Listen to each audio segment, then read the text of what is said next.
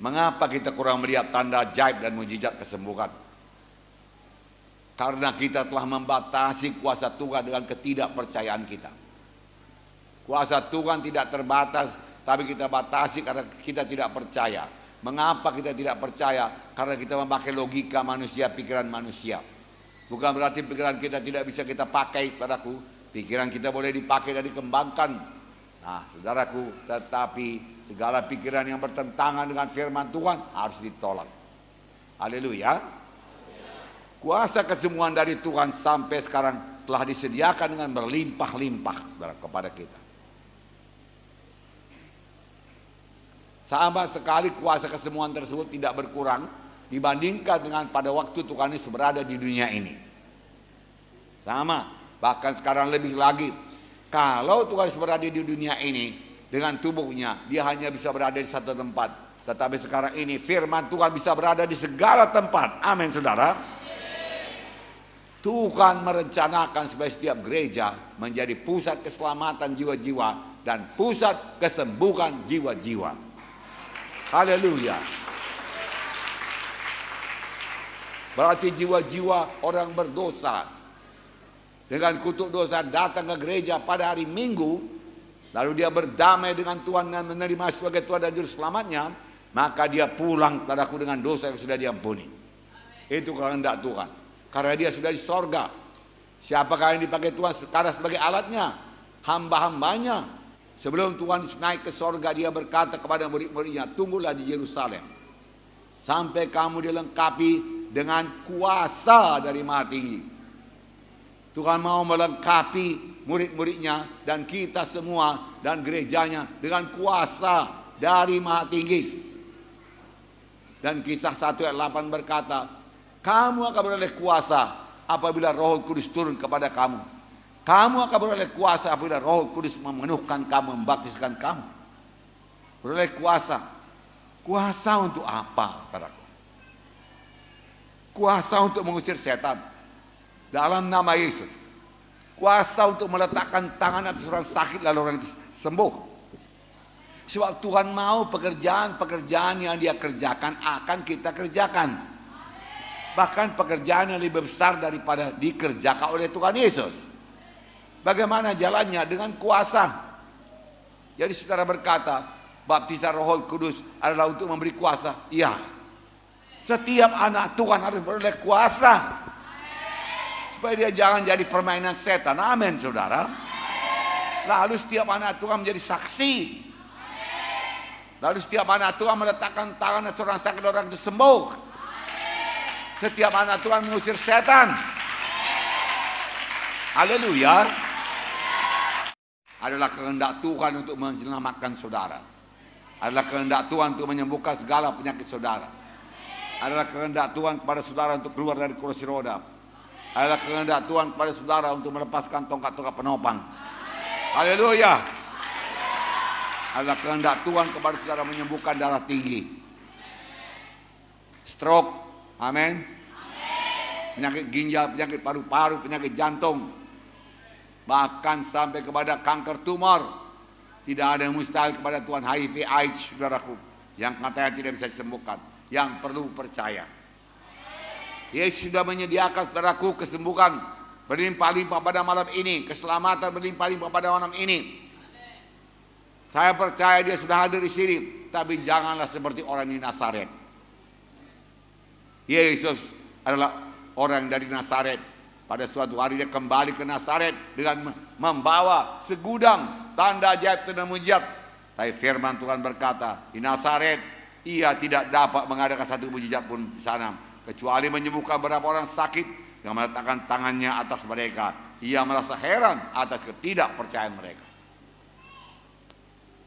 Sudah sediakan mujizat, mujizat keberkatan, mujizat hidup baru, mujizat hidup yang berkuasa. Disediakan Tuhan bagi orang Nazaret, kesembuhan.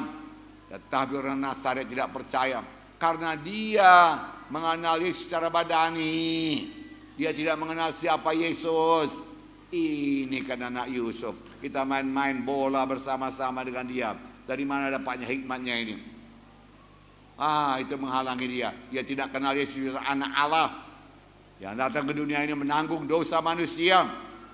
Saudaraku, yang kasih nama Yesus. Dan dia bukan anak Yusuf, saudaraku.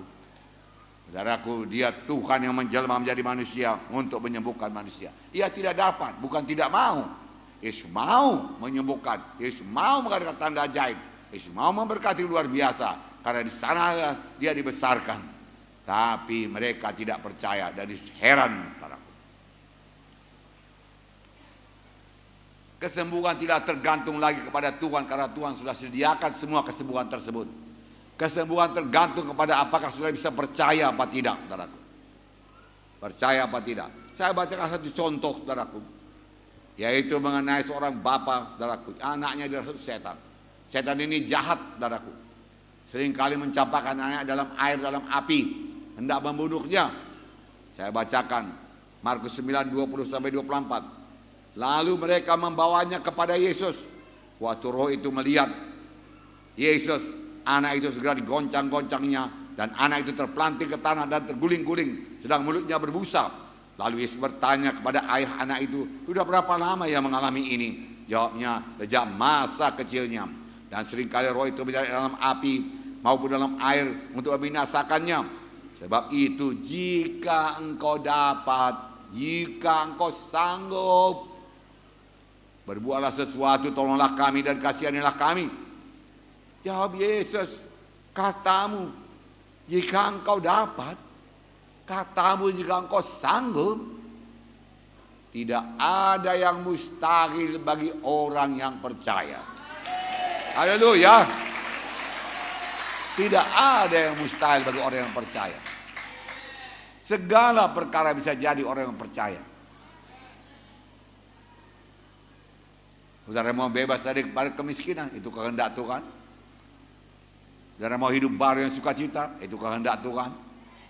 Saudara mau rumah tangga saudara yang sudah renggang atau sudah pisah, saudaraku, disatukan Tuhan kembali, berdoalah kepada Tuhan, tiada yang mustahil. Anak saudara terlibat narkoba, Tuhan bisa bebaskan. Tidak ada yang mustahil bagi orang yang percaya. Bagi orang yang percaya. Saudaraku, yang dia bimbangkan ini lain pula. Kalau orang yang sakit kusta tadi, dia tidak bimbangkan kuasa Tuhan. Aku percaya kuasamu cukup Tuhan. Jika engkau mau, engkau sanggup menyembuhkan aku. Yang dia bimbangkan apakah Tuhan mau apa tidak. Tetapi saudaraku, bapak anak ini saudaraku, yang dia bimbangkan, kalau engkau dapat berbuat sesuatu, kalau engkau sanggup, sama kau pun tidak ada yang mustahil kalau engkau bisa percaya, Tuhan berkata. Lalu saudaraku, bapak anak itu berkata, tolonglah Tuhan aku yang tidak percaya ini. Tolonglah Tuhan aku tidak percaya ini. Yesus, pada waktu Yesus berdiri di depannya, dan Yesus menolong ketidakpercayaannya menjadi percaya. Lalu Tuhan Yesus menangking roh jahat itu. Luar, dia katakan. Roh jahat itu membanting anak itu. Orang berkata sudah mati, tapi Yesus membangkitkannya. Anak itu sembuh. Dari kecil kerasukan setan. Dari kecil mau dibunuh setan. Saudaraku, jangan dekat dengan setan. Saudaraku, setan datang untuk mencuri, membunuh, membinasakan. Saudaraku, punya iman. Firman Tuhan berkata, doa dengan iman akan menyembuhkan orang sakit itu. Kalau dia telah berbuat dosa, Tuhan akan mengampuni dosanya. Malam ini mulai berdoa dengan iman. Sama seperti imanmu jadi padamu. Saudaraku yang kasih itu iman. Saudaraku, amin saudara. Kalau saudara bimbang, bagaimana tanda-tanda bimbang? Bersandar pada perasaan. Kalau perasaan saudara bertambah baik, saudara berkata sembuh aku. Besoknya perasaan saudara bertambah tidak baik, saudara berkata rupanya aku nggak sembuh. Saudaraku, firman Tuhan tidak berubah. Tuhan tidak pernah menarik janjinya. Kalau Tuhan sudah sembuhkan berarti sembuh. Haleluya. Kelemahan manusia yaitu bersandar kepada perasaan, bersandar kepada penglihatan. Mari percaya kepada firman Tuhan, amin saudara. Ya, percaya kepada firman Tuhan. Tidak peduli bagaimanapun besarnya kebutuhan saudara untuk kesembuhan, semua sudah ditanggung Tuhan di kayu salib di Golgota. Semalam kita lihat bagaimana Tuhan sengsara untuk memikul dosa kita, bagaimana dia dicambuk untuk menyembuhkan penyakit kita, bagaimana dia mengangkat salib dari Yerusalem ke Golgota. Dia jatuh tertimpa salib, saudaraku, tidak sanggup lagi. Simon dari Kirene membantu dia mengangkat salib sampai ke Golgota. Di situ tangannya dipaku, kaki dipaku, kepala diberikan mahkota duri. Dari mana-mana mengalir darah, tetes. Firman Tuhan berkata, darah Yesus menebus kita. Darah yang kudus menebus kita. Bukan kebenaran kita, bukan kejujuran kita, bukan pula sumbangan kita, bukan pula amal-amal kita. Semua itu sangat bagus dan berkenan kepada Tuhan, tetapi tidak sanggup menjadi jembatan sampai ke sorga. Yang bisa menjembatani jalan ke sorga hanyalah Tuhan Yesus. Kita terima dia sebagai Tuhan dan Juru Selamat kita. Kita terima darah yang mencucikan dosa kita. Karena perbuatan baik tidak menghilangkan dosa kita. Tuhan suka perbuatan baik dan Tuhan berkati perbuatan baik, saudaraku. Tapi dosa yang sudah kita berbuat tetap dosa. Hanya satu yang bisa mengampunkan dosa, yaitu Tuhan Yesus Kristus. Amin. Oleh sebab itu terima dia pada malam ini dalam hati saudara. Barang siapa memiliki Yesus, dia memiliki hidup yang kekal. Barang siapa tidak memiliki Yesus, dia tidak memiliki hidup yang kekal. Keselamatan terdapat dalam Yesus, bukan dalam acara gereja, baptisan, sindir dan lain sebagainya. Tapi bagaimana hubungan pribadi saudara dengan Tuhan Yesus? Adakah saudara kenal Tuhan Yesus? Adakah saudara bisa bersekutu dengan dia?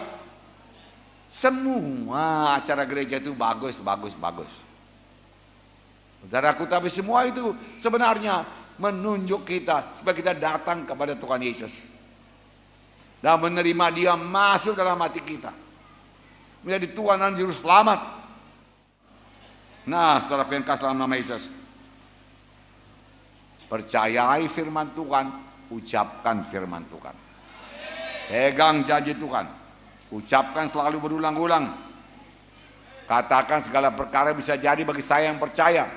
Kalau saudara belum percaya, sebagai bapak anak yang anaknya kerasukan itu, berkatalah, Tuhan tolonglah aku yang tidak percaya ini. Sebab percaya itu pun anugerah Tuhan Yesus. Tuhan memberikan kepada yang percaya dan anaknya sembuh. Haleluya, saudaraku.